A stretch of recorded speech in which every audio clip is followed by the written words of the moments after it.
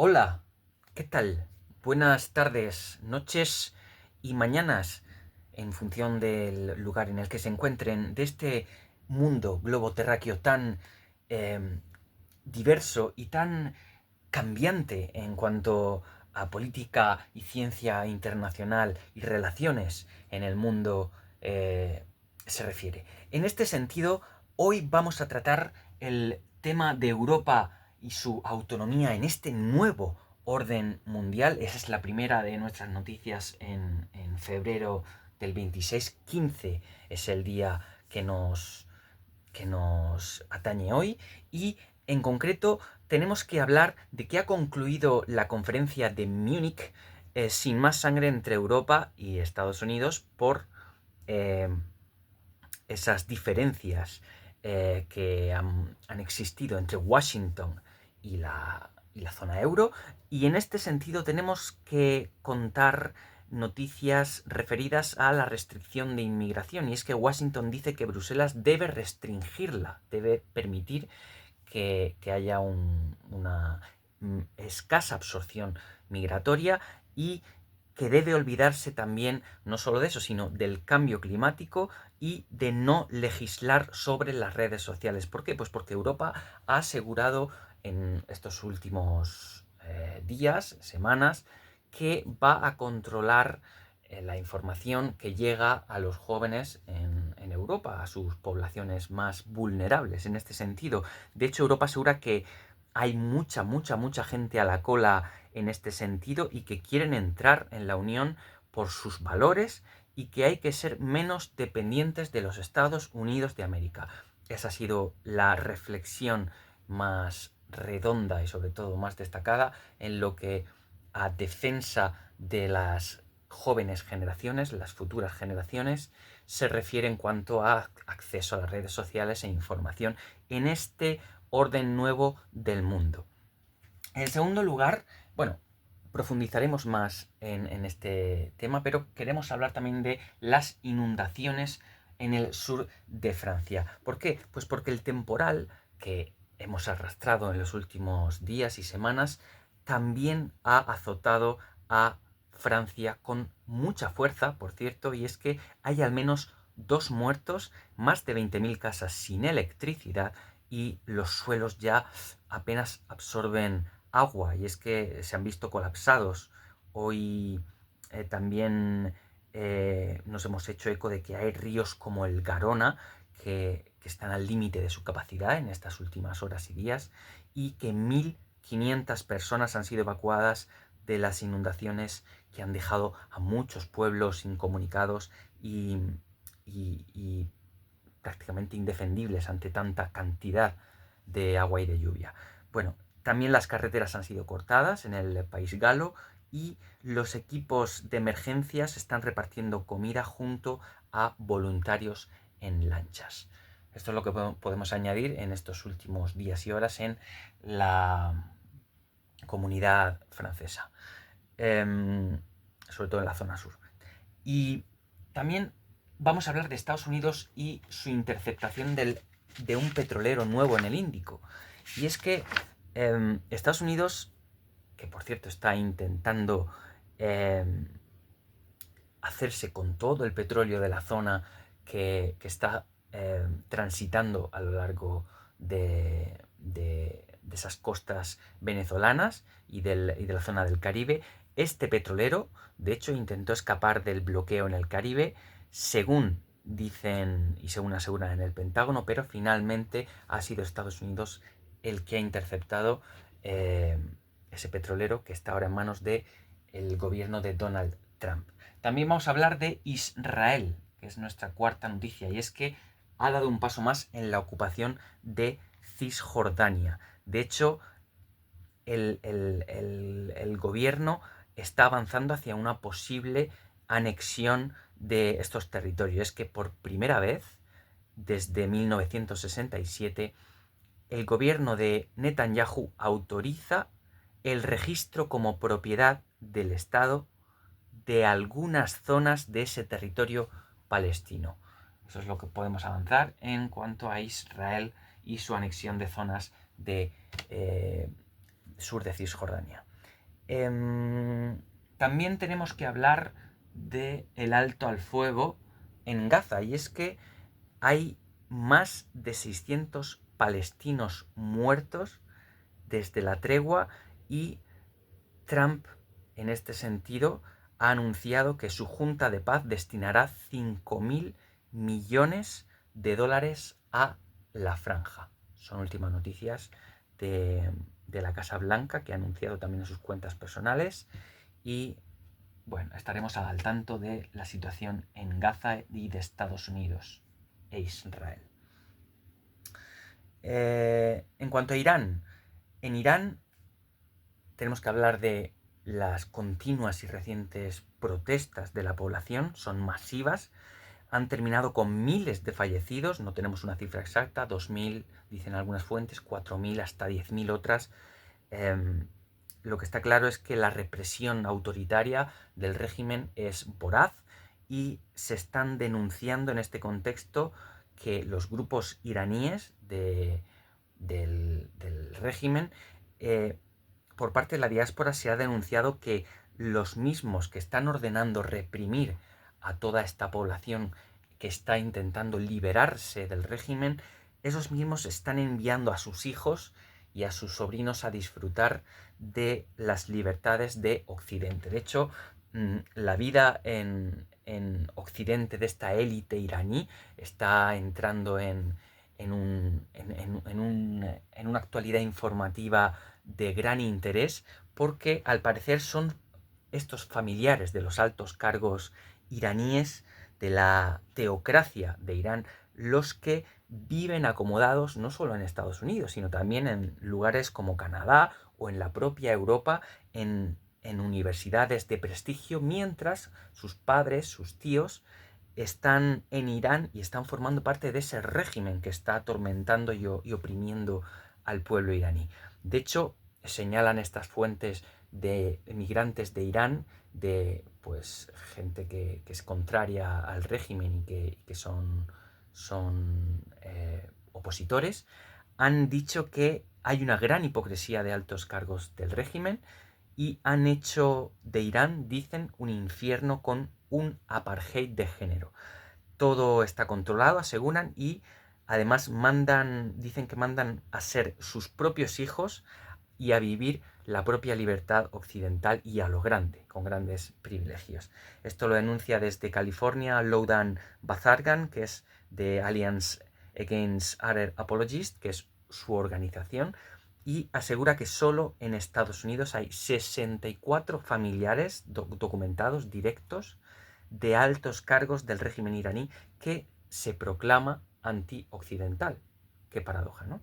Por ejemplo, Khord Afshari, que es una de las pocas mujeres que ocupan cargos en Irán y que está a favor de la policía de Irán, está también a favor de endurecer los castigos y las torturas a quienes no lleven un velo, y también destaca esta información que mientras esa mujer aboga por toda esta cantidad de acciones negativas y de opresión hacia el pueblo iraní, por otra parte, su hija se encuentra en San Francisco.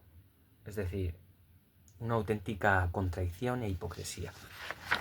¿Qué podemos añadir también? Pues que la hija del expresidente Muhammad Khatami es profesora de una universidad de Nueva York, y que más de 100.000 personas en este sentido han firmado en Irán pidiendo su deportación. Hay muchos iraníes que llevan décadas enfadados con el régimen, y están incluidos en esto, está incluida Loudan Bazargan, que es la mujer que hablamos, que ha informado a medios occidentales sobre esta contradicción tan grande. De hecho, a su hermano asegura que lo mataron en los años 80 y que fue por ser de izquierdas. Esto es lo que denuncia ella desde su organización. Sin embargo, también asegura que tras la reciente masacre en su pueblo, en Irán, ha dicho que es hora de decir basta, y que está deseosa y que es hora de destapar todos los seres humanos iraníes de allí de Irán que son contradictorios y que pues se están beneficiando de este régimen, todos esos líderes y familiares de los mismos. Esto sería en cuanto a Irán y antes de acabar con la última noticia, quiero profundizar un poco en esta parte inicial, hagamos un retroceso hacia Europa, porque en esta cumbre hay que destacar varios titulares y frases y citas. Aquí está la cámara. Y citas, y es que algunos, como Marco Rubio, el secretario de Estado de los Estados Unidos, argumentó que no queremos separarnos se refiere a Europa, y que lo que queremos es revitalizar una vieja amistad. En esta conferencia de Múnich también ha habido frases como las de Kaja Kallas, que es la alta representante de la Unión Europea para Asuntos Exteriores, que en contraposición a esto ha dicho que la Europa woke y decadente que defienden en Estados Unidos no se está enfrentando a una destrucción de su civilización, y que todo lo contrario, que la gente quiere unirse y adherirse a nuestro club, a Europa, por sus valores, como hemos dicho antes. Además, Volodymyr Zelensky ha sido conciso. El presidente de Ucrania ha asegurado que tienen que ustedes que presionar a Putin y que así conseguiremos un alto al fuego e iremos a elecciones. En cuanto a Keir Starmer, el primer ministro del Reino Unido, ha defendido que como Europa debemos valernos por nosotros mismos. Estas son solo algunas de las intervenciones que se escucharon en la conferencia de seguridad de Múnich ayer. El secretario de Estados Unidos, Marco Rubio, trasladó el mensaje de que Estados Unidos quiere seguir siendo un estrecho aliado de Europa, pero pide un cambio del rumbo que esté al gusto y al servicio de Donald Trump y su gobierno.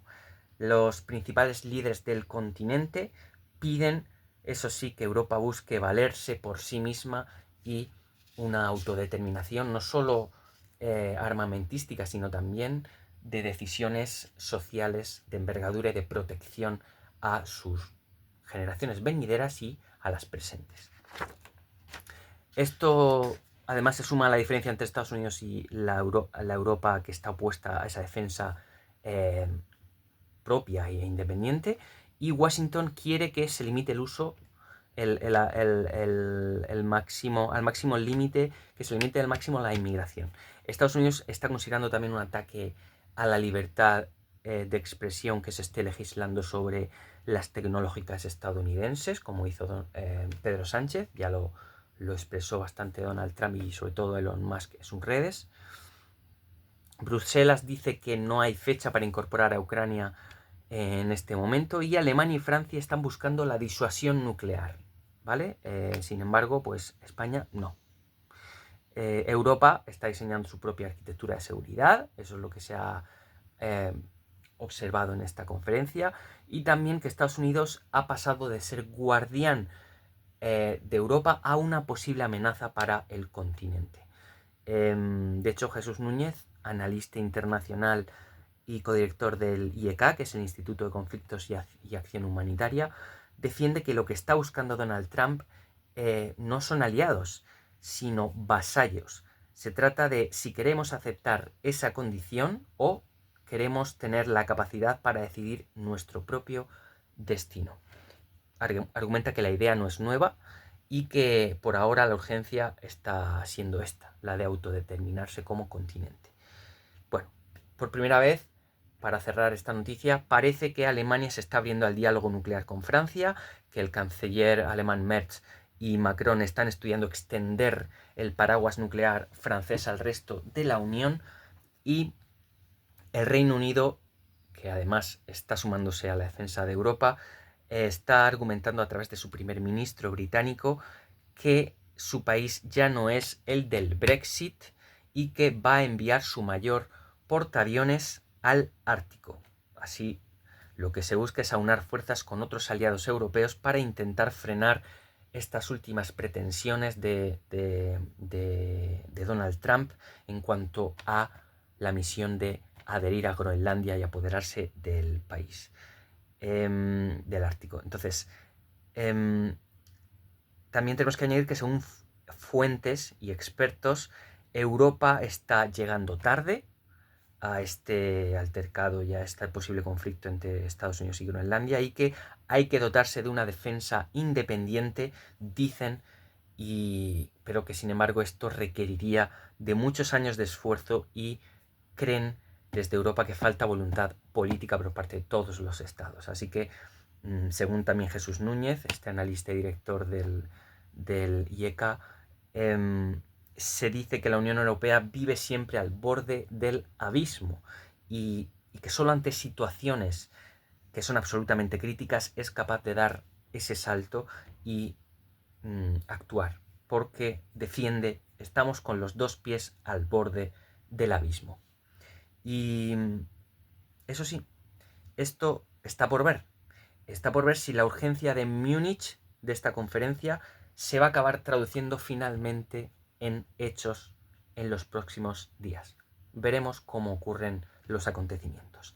Y por último, queríamos acabar con los carnavales por todo el mundo, porque estamos ya a mediados, casi finales de febrero, y los carnavales, la alegría, la música, la diversión, el homenaje a la madre naturaleza está brotando en distintas partes del mundo. Por ejemplo, el tradicional descenso del diablo en el norte de Argentina, que simboliza la fertilidad de la tierra y que marca el inicio del carnaval. En Bolivia, por ejemplo, están venerando y bailando a las lluvias con pañuelos, esa época de lluvias que intentan que venga y que aumente la fertilidad de la tierra.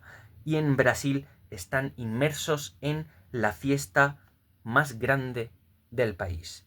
Domingo do Carnaval, de Chamba, es el momento de disfrutar. Y también en España, aunque estamos hablando de política y de relación internacional, y en otro caso profundizaremos más sobre este evento de jolgorio y de diversión en los carnavales a lo largo del mundo. Esas son las noticias más destacadas. Esperamos que les sirva para conocer más el mundo, y muchas gracias por estar ahí y por su atención. Un saludo y que tengan una buena tarde. Adiós.